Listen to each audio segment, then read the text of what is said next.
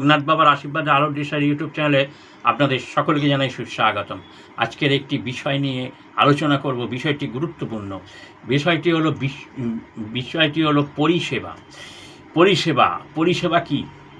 পরিষেবা মানে হচ্ছে সাধারণ মানুষের খেয়াল রাখা।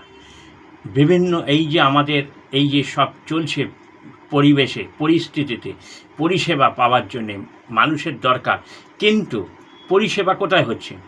আজকে জঞ্জাল নেবার জন্যে তাকে ট্যাক্স দিতে হবে, আজকে নর্দমা পরিষ্কার করার জন্য তাকে বলতে হবে। কোথায় পরিষেবা হচ্ছে?